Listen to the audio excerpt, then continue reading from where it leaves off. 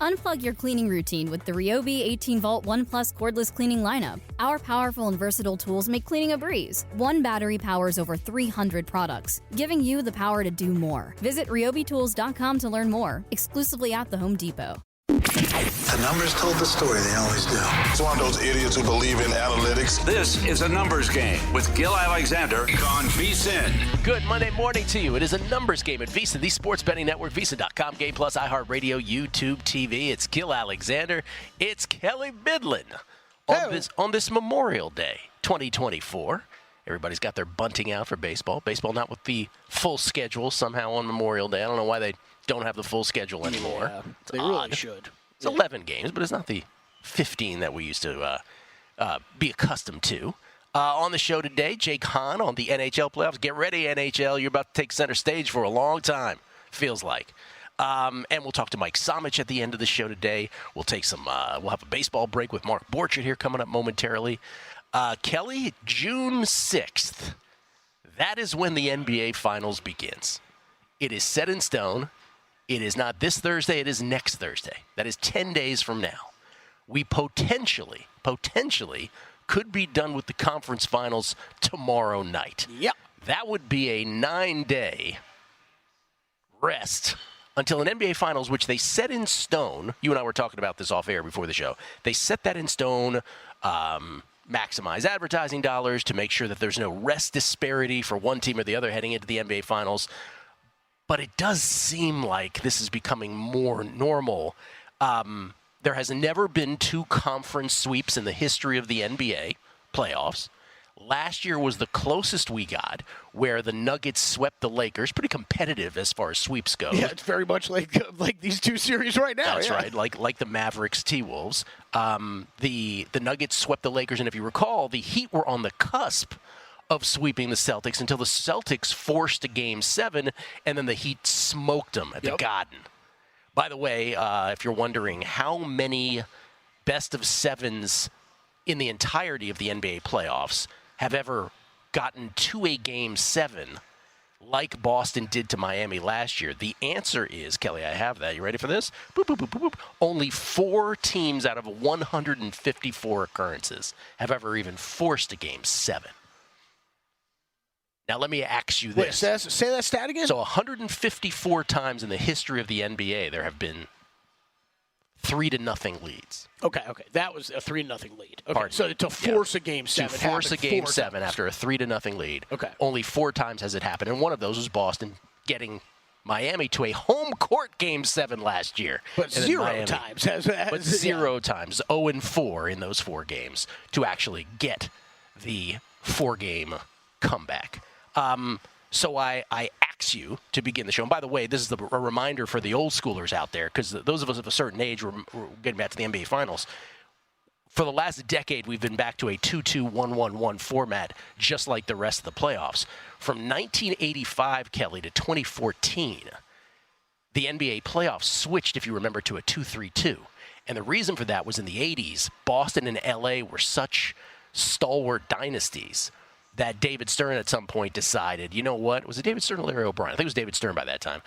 Decided we're going to go 2-3-2 because the travel is such between Boston and LA, coast to coast, and inevitably one team on each coast is going to get there, that we ought to minimize the travel by the time the NBA Finals gets around. Adam Silver, when he took over for David Stern, was like, yeah, let's just go back to 2-2-1-1-1 because it's not always going to be coastal teams. Yeah, that was always one too where it wasn't as fair, right? You steal one of those if you're the team with 3 home games. If you steal one of those first 2, you got a chance to close it out on your home court. I thought that as well. I thought that it somehow swung a strange advantage to the team without home court advantage because of that format. Okay, so we have Dallas 3-0 over Minnesota. Congratulations to you because you got those Dallas futures tickets. We obviously have Boston 3-0 over Indiana in a series where Indiana did not have Tyrese Halliburton for Game 3. We don't know if he's going to be available quite yet for Game 4. But Indiana could very easily be up 2-1 in this series. Mm-hmm. And then the Dallas-Minnesota series, they've all been competitive. But, I was texting Felica and Will yesterday. I was like, well, Luka and Kyrie going to do their thing down the stretch. You know it's coming, right? I mean, Minnesota could be up 3-0, though. Like, they could be legit be up So 3-0. this is my question. So in the Indiana case, right, getting back to the format things we were just talking about, 5 and 7 are still in Boston. So even if you can picture Tyrese comes back, they get Game 4. You still got 2 games on the road, even though obviously the Heat, stubbed their noses at that last year. In the case of Minnesota and Dallas, if you can steal Game 4, you still get 5 and 7 at home, and it is a kind of shifting of pressure in a really weird way to Dallas. No, I hear you.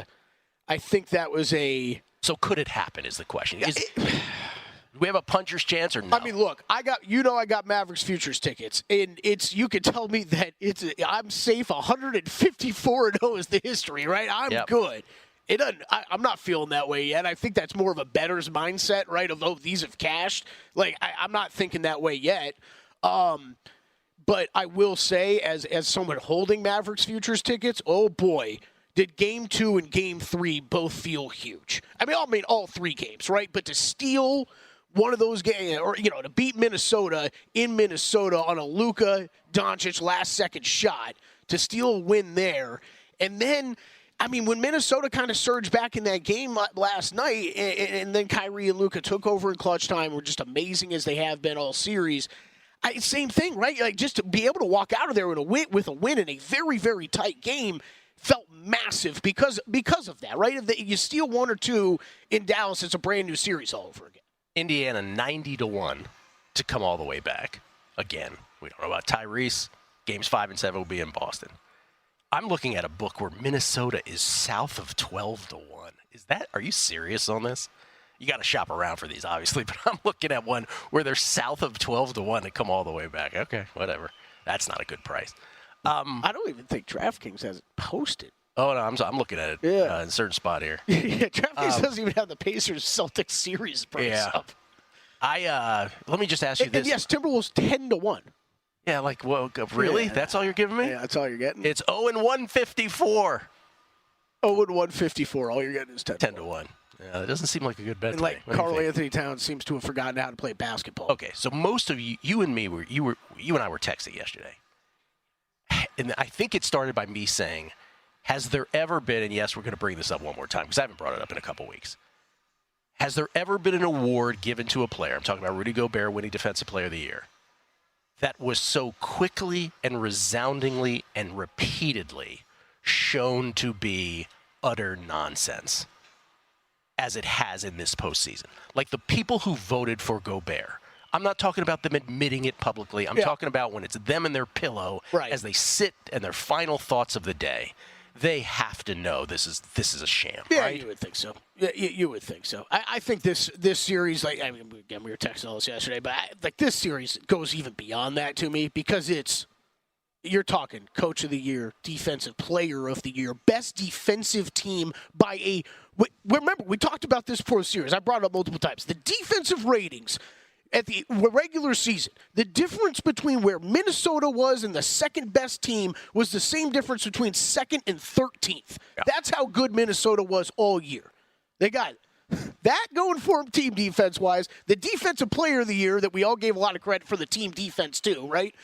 Coach of the Year, and they're getting dismantled by the same offensive action that Kyrie and Luka are running time and time again. There are no adjustments. There have not been adjustments. They've tried things, Gill. Nothing's working. Nothing is working. But it shows that, like, Gobert, okay, you're a great rim protector, but you can't do anything else, as Luka so clearly showed.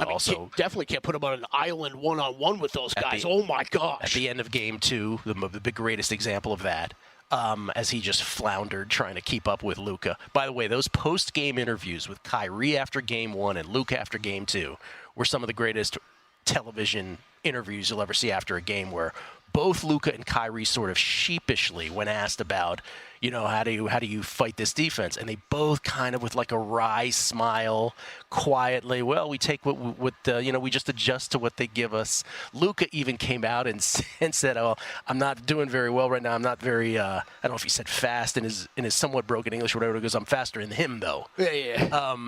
Chris Mitch, Coach of the Year nominee. Sorry. Yeah, he didn't win it. Dags. Right? Dags won. Yeah. So I just yes, he's a good rim defender, but like the drop-down defense and the constant alley-oops. What was that stat we gave after Game 2, which was, remember, in halftime of Game 2, the T-Wolves were outscoring the Mavericks at the half from behind the arc, 33-6. Yep. But they were only up 3. Why? We said this last week. Because they have 10 dunks. So it's like, and now, okay, let's just throw this in the mix. I want to just sort of think, I mean, does Minnesota have a shot here? Lively? We don't know. That's huge. That's huge, right? Huge. So that takes away some of that. Yes. The adjustment that the Thunder had made against the Mavericks was, we'll actually crunch Luka and Kyrie. If you can beat us, you have to beat us with threes. And you and I were talking about, P.J. Washington did, right? And those guys did. But we were talking about how in our basketball viewing and basketball analyst's brain, okay, if you beat them by the 3, we all get it. I don't even care if it's wide open. But there is something so laughably ridiculous about getting beaten by 10 lobs and alley-oops, right, where you dunk it over them every time. I mean, I think that as a viewer and a fan, Gill, I would think if you're playing on the court, it's got to be even worse. I mean, we were talking about, like, by the third time I've had a lob thrown on me, like, I'd be tackling guys, running, hugging these centers, running towards the basket. I saw this stat this morning from ESPN. Mavs have 48 alley-oop dunks this postseason. Rest of the NBA combined 59. Yeah. I mean, they're doing it time and time again over Rudy Gobert. And again, talking about adjustments, they adjusted offensively to that because it's not like the Mavs were playing all season like that, right? A little bit more since the All-Star break, but no, not to this level. We'll talk more about this. Largely based on how I have anything that might have been right by me was torpedoed by injury, and then all the other stuff was just wrong. And then I'll ask about the final weekend of the regular season. Baseball break next, though. Borchard, the Acuna injury, the impact next.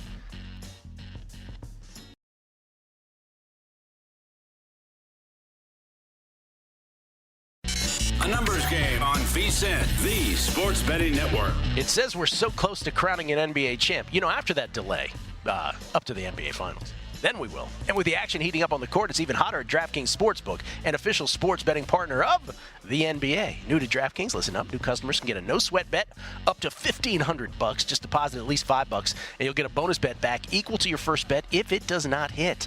Download the DraftKings Sportsbook app now and use code VSiN. The crown is yours. Gill Alexander, Kelley Bydlon. We get texts, Kelley, in addition to tweets. Are you aware of that? We don't get many tweets today. Weatherman Chris Felica? Weatherman Chris Felica. Weatherman Chris Felica does confirm, because he's a very savvy international traveler. He says, yes, very rainy this time of year in Paris. Thanks, Chris. Thank you, Chris. I love when I just ask questions on the air, too, that I could like easily Google. You know, and be like, hey, is it rainy this time of year, Gill? That's right. So what are the prices of onions in Madagascar? She wants to know. Michael Montesano, circa Booby Prize winner, year one.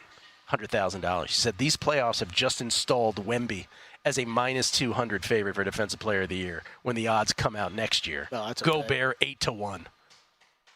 If it's -200, how much can you get down? I don't You're only fighting injury. I don't even know what they're gonna price it at. I have no clue either. By the way, I feel like it's not going to be that short, but I don't know. Victoria Tomova, who's our plus 198 play. Remember, we still have Thiago Monteiro to come at the French Open. Tomova she broke while we were mentioning that, again, that it's at VSiN.com/picks. Then she got broken back. Now she's up a break, serving for the first set up 5-3 on a Katerina Alexandrova. What could go wrong, Kelley?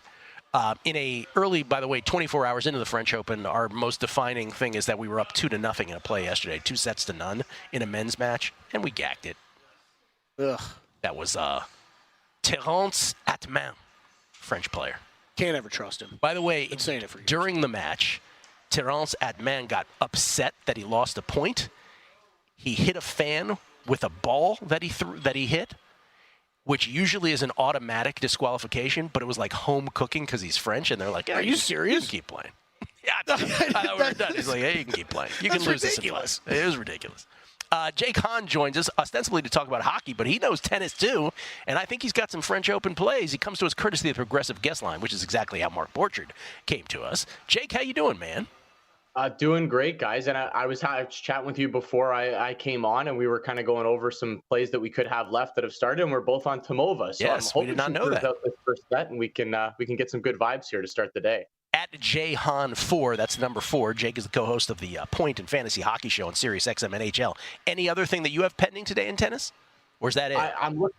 I'm looking at, I think Dom Kepfer could take a set off of Medvedev later. As we know, Medvedev doesn't love clay, although he's gotten a lot better in that department and does seem at least a little bit more comfortable on the surface. But he also tends to start slow in these slams where, first couple rounds, maybe he'll give you a set or even two. And I think the over on games there would be the play for me. So that one doesn't start until very late in the day. So I've got my eye on that one. And in terms of an outright, Gill, I know you're heavy on Iga. I see it on your French Open bets there. And hey, you can't argue against that play. Iga on clay at this tournament, she deserves to be a decided favorite. But I do think Rybakina has a legitimate shot.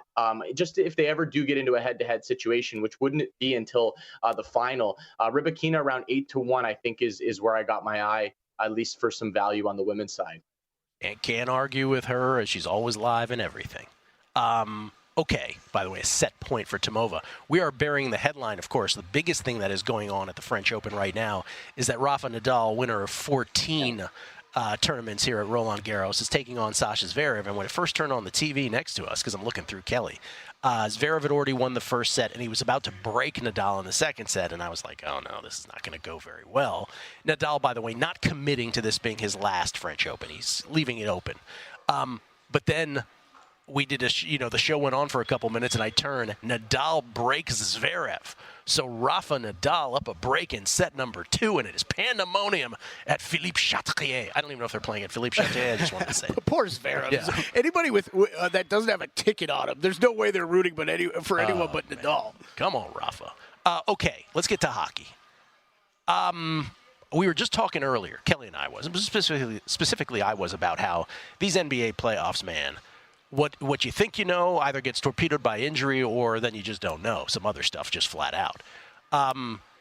When I polled folks about, and this is just before the conference finals, who they thought would be in the Stanley Cup final, most people said, oh, it's Florida and Dallas.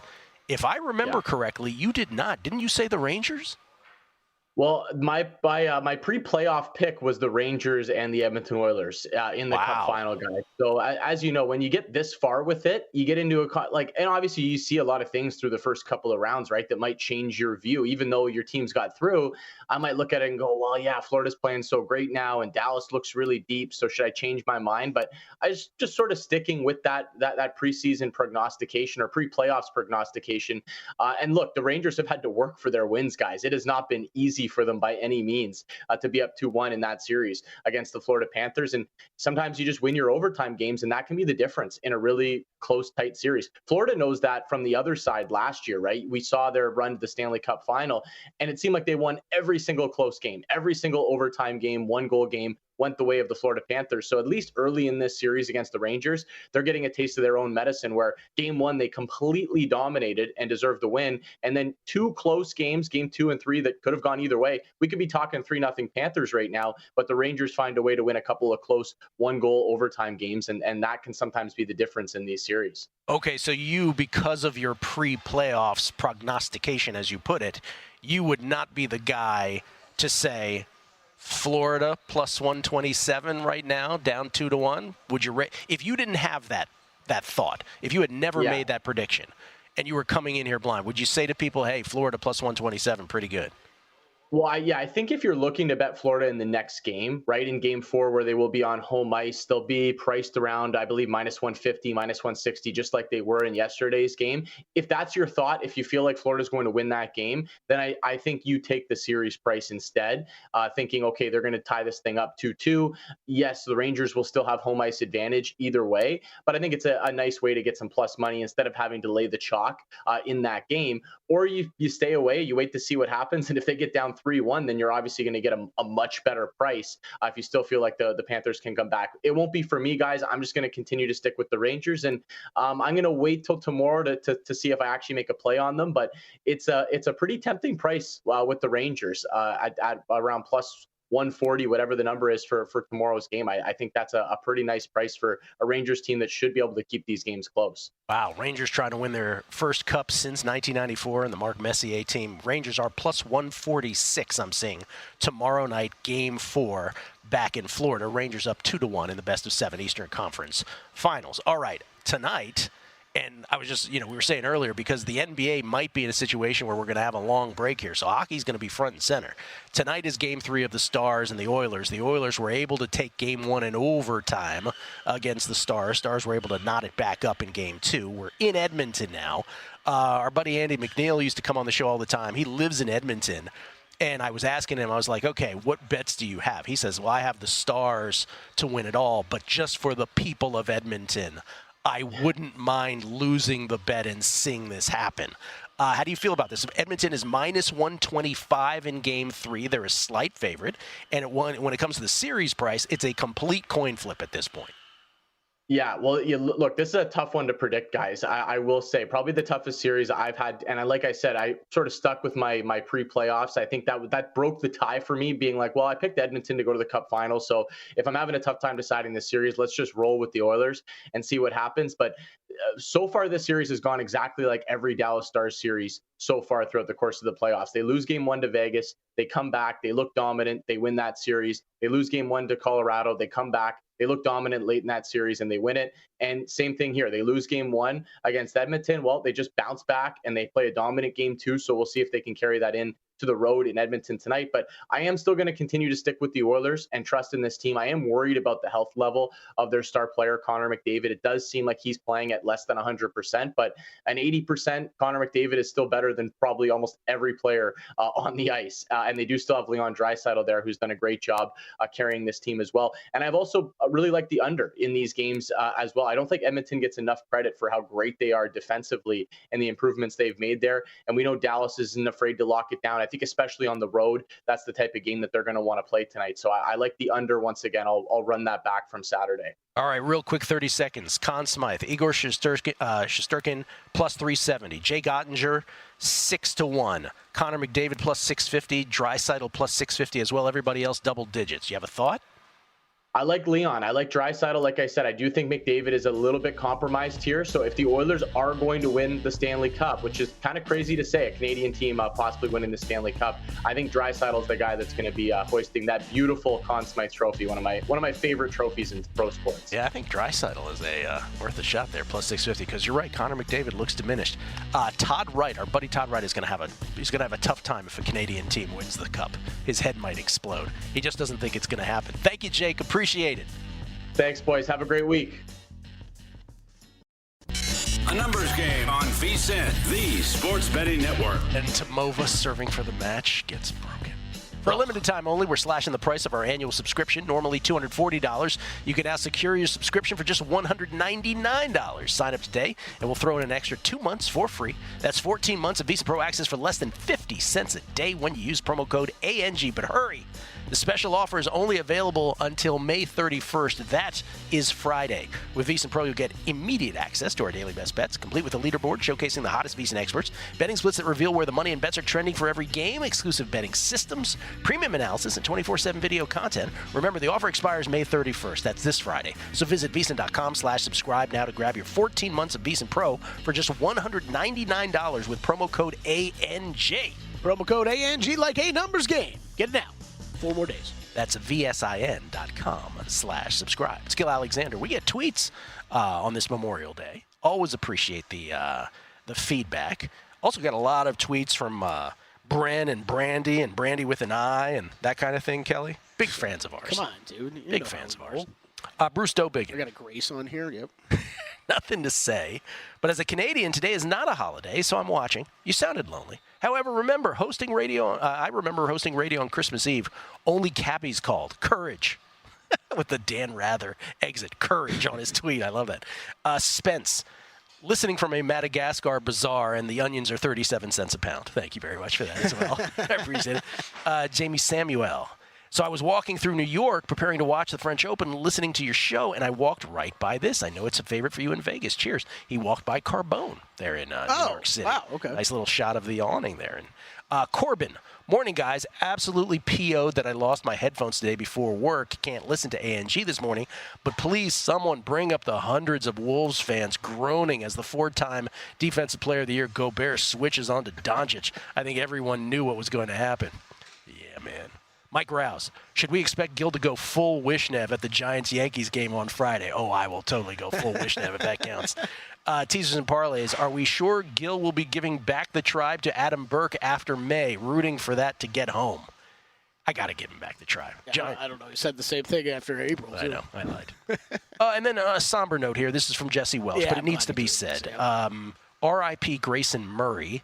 Feel like this is the proper forum for that to be said. Yeah, Grayson Murray, who at the age of 30, he pulled out of the second round of the golf tournament this weekend, a couple holes shy of concluding the second round, feeling ill. And we learned that he had passed away the next day, the parents confirming that it was a suicide.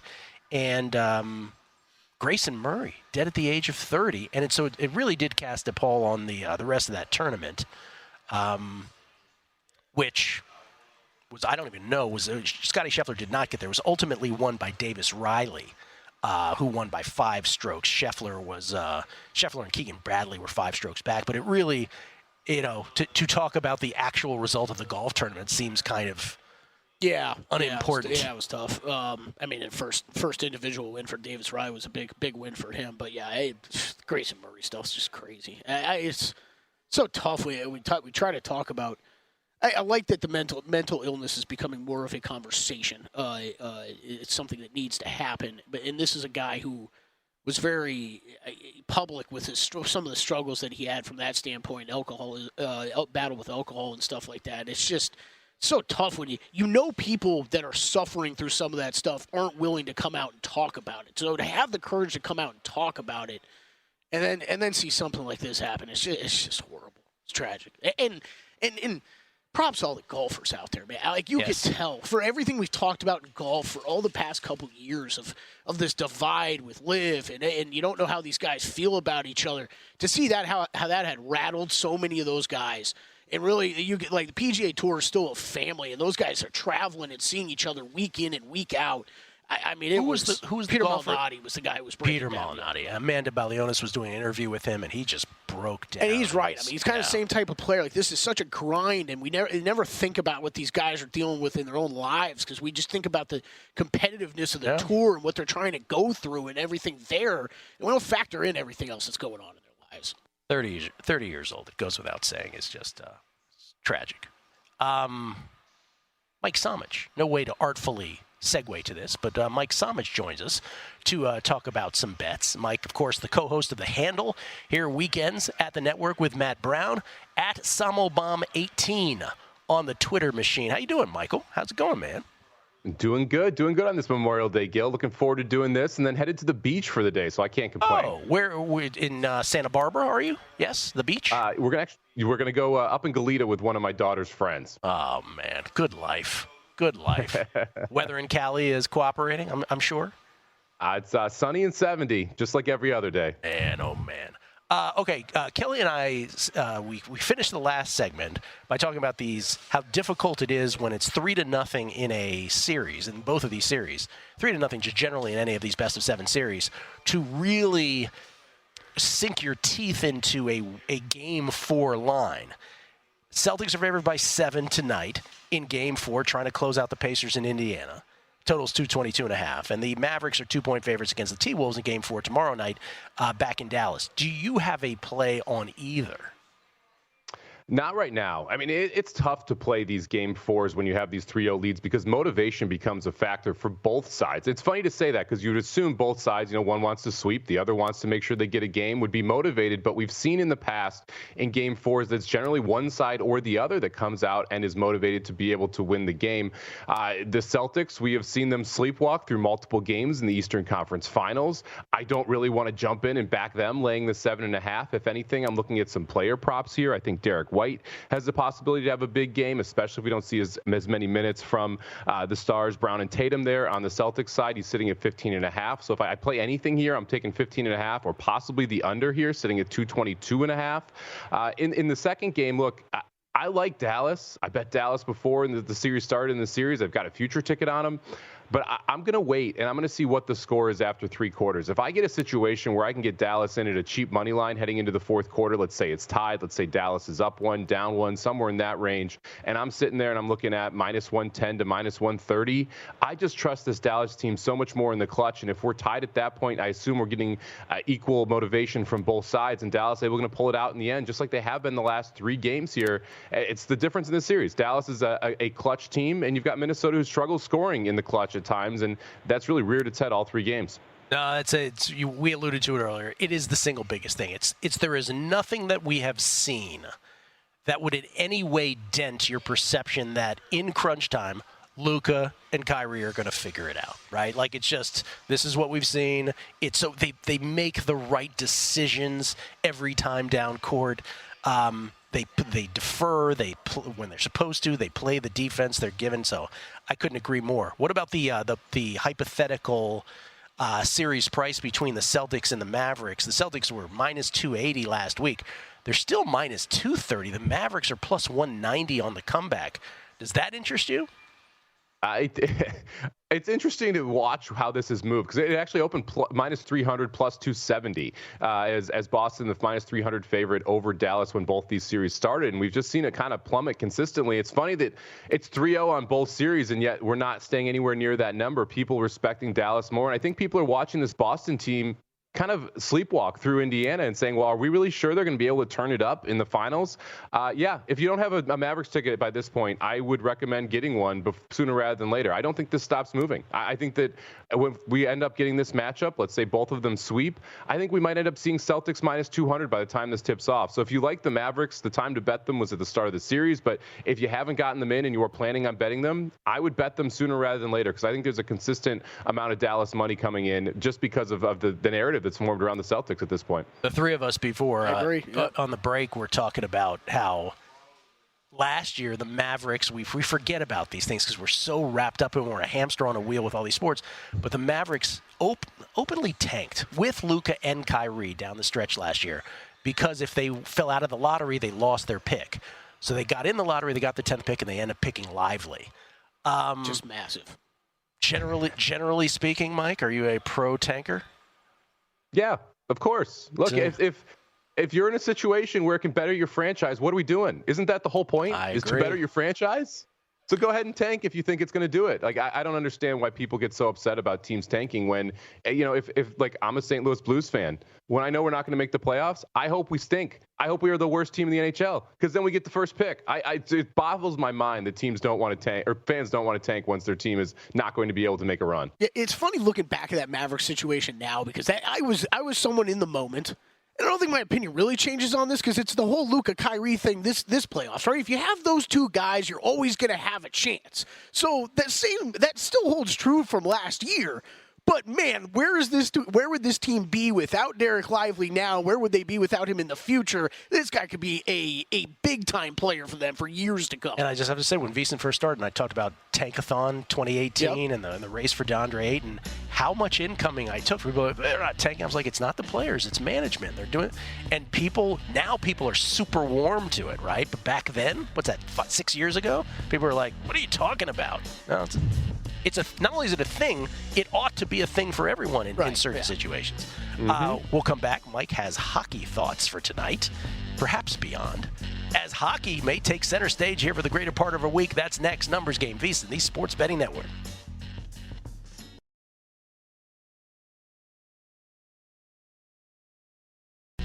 A numbers game on VSiN. VSiN, the Sports Betting Network. We're so close to crowning an NBA champ. Again, after the delay to the NBA Finals. And with the action heating up on the court, it's even hotter at DraftKings Sportsbook, an official sports betting partner of the NBA. New to DraftKings, listen up. New customers can get a no-sweat bet up to $1,500. Just deposit at least $5, and you'll get a bonus bet back equal to your first bet if it doesn't hit. Download the DraftKings Sportsbook app now and use code VSiN. The crown is yours. Gill Alexander, Kelley, Bydlon. I got good news and I got bad news. The good news is Victoria Tomova comes through for us in straights. She wins the second set tiebreaker. She was plus 198. So that in one fell swoop takes away some of the pain of yesterday and this morning. So we are back to sort of even level now here in the early going of the French Open. And we still have, did the Thiago Monteiro match begin? It did not yet, but it will. In about 25 minutes. That's the last bet that we have today in the French Open. Thiago Monteiro on the men's side, which you're only getting a few pennies worse than I got last night. All hosts, all guest picks, every sport, vsin.com/picks for Survivor. So I'm pumped about that, Kelley. Tomova, plus awesome, 198 over Alexandrova. Okay. Mike Somich, kind enough to join us for a second segment. You can follow him on Twitter at SamoBomb18, where you know what he does. He drops Samo bombs. There we go. Who's on it this You guys are great. They are on it. Thanks to everybody, by the way, for showing up on Memorial Day, by the way. Chris, Matt, and Larry. Chris, Matt, and Larry. Larry's been so on it today, I'm Ron Burgunding through things that are on the screen. That was my favorite segment in a while. Watch what you put on the screen, Larry. I might just blurt it out. I asked them to lead you along with graphics sometimes. You set up the next live read, and Gill goes there and start reading it in the middle of a segment. Ron, I have no choice. I have to fire you. What are you talking about? All right, Mike, hockey is in full swing in these playoffs now. Because we were going through, remember how the Western Conference playoffs in the NBA was supposed to be so great?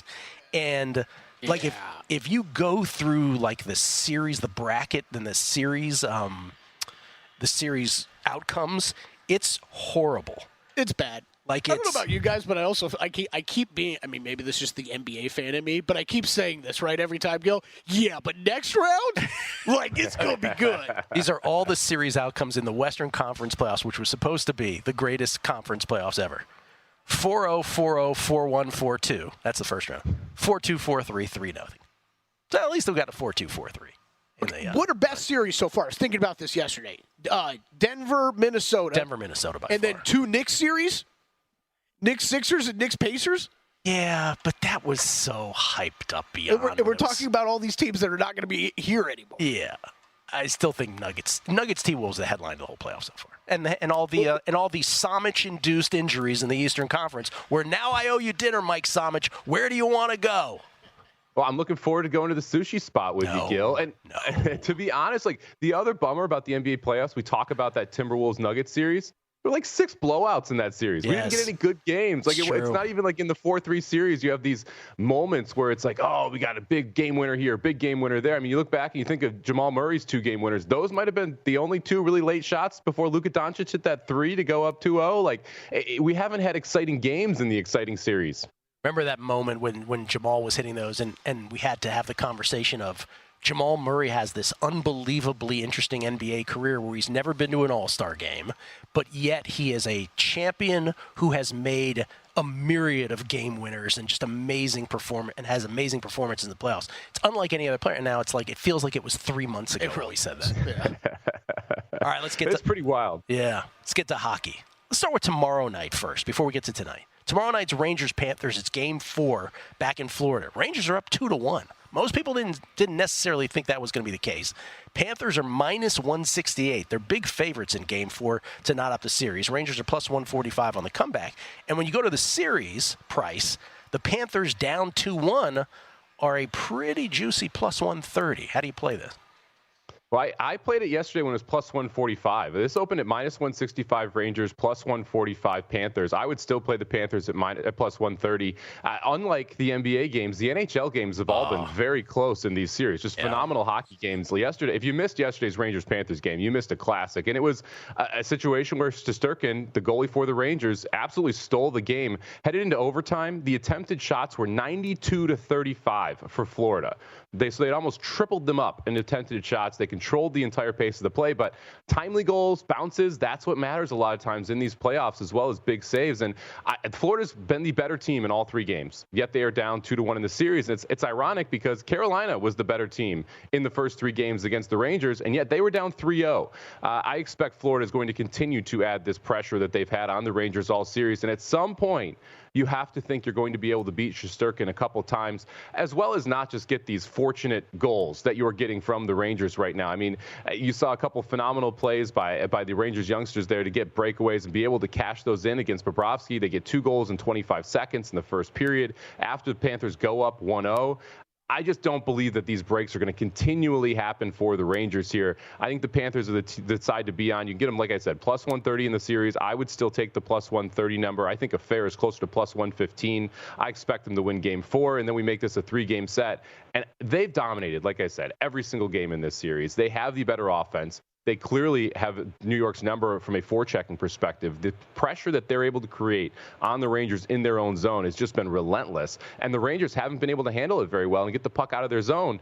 And if you spend that much time in your own zone, if you're facing that many shots, that big of a discrepancy every single game, eventually the floodgates will break. So I have to think the Panthers can be able to win this series and win game 4. I feel like I have a couple hockey bets I'm about to make. I feel like the Panthers plus 130 in this series, and I feel like that Draisaitl bet plus 165 to win Conn Smythe.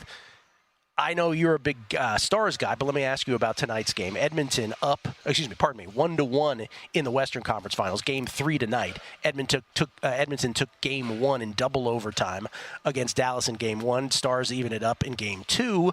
We're in Edmonton now, where the Oilers are a minus 125 favorite, a slight favorite in game 3. The series is a coin flip. How do you feel about this? I bet Dallas pre-flop, bet them minus 125. I bet Dallas plus 165 after they lost game 1.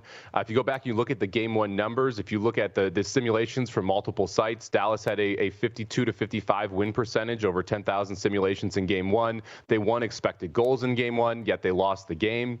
You watch game 2, Edmonton outplayed them in the first period, but after that, the ice was tilted toward Dallas. They played phenomenal in the second and third period, and Dallas is the best road team in the NHL this year. You rewind back just one series. Colorado was the best home team in the NHL. Dallas went 3-0 in Colorado in that series. I still believe Dallas is the better of these two teams, and they found their game in the second and the third period in game 2. If they're able to bring that same game to Edmonton, I think the Oilers are going to be hard-pressed to win. I like Dallas today. I played them the plus 110 number in the game. I'm looking for a in-regulation number as well, trying to get plus 160, plus 170 on Dallas in 60 minutes. And if you don't have a Dallas series bet, I still like it. And even more so, right now you can get Ottinger for Conn Smythe winner. I've talked about this for, 2 straight weeks on this network now. Yeah. He's still sitting right around 5-1. If they get through this series, it's going to be built around Ottinger and that defense. You're not seeing Dallas be able to fill the net up with goals. That all plays toward Ottinger if the Stars win the Cup, being the Conn Smythe winner. Right now, you're getting somewhere in that plus 260 range on them to win the Cup, but you're getting double that on Ottinger to win Conn Smythe. So if you like this Stars team, to me, Ottinger for Conn Smythe's a good bet. I know you're a horse racing guy first, Mike. Where does hockey rank on your favorite sports to handicap? Well, hockey is I would say the 1B to horse racing's 1A really? For me. From a fandom perspective, I really am a fan of one team. That's the St. Louis Blues. I root for other teams, but man, I am a diehard St. Louis Blues fan because of when I lived in St. Louis and the fact I played hockey in high school. So I love watching the NHL playoffs. I've been just locked in to both of these conference series. Can't wait for the Stanley Cup finals. And I like betting hockey because I don't think it gets as much action as some of these other sports. Like everyone's talking about the NBA, but if you watch these hockey games, there's bigger edges in the hockey games than there are in NBA right now. So I love betting hockey, Gill. What's interesting, have you ever done, and this is just a me to you question, have you ever considered that horse racing and hockey, some might say, feel more random than some of the other sports do? Maybe you don't agree with that. I would say I would understand why people say that. Horse racing definitely feels the most random, right? But you're also getting 3-1, 4-1 on the horses that you are betting. So essentially, that's like a 3-team parlay, right? That you're playing inside of a 2-minute race. So the randomness you have to expect in that sport. Hockey definitely has some more randomness in it. You're going to have games like the Panthers last game where they clearly should have won game 3 and they lost. And you're going to have games where, like game 1, I think, again, Dallas was the better team and they lost. That happens with hockey because you have such low scores and you get one bounce that can can really change the game.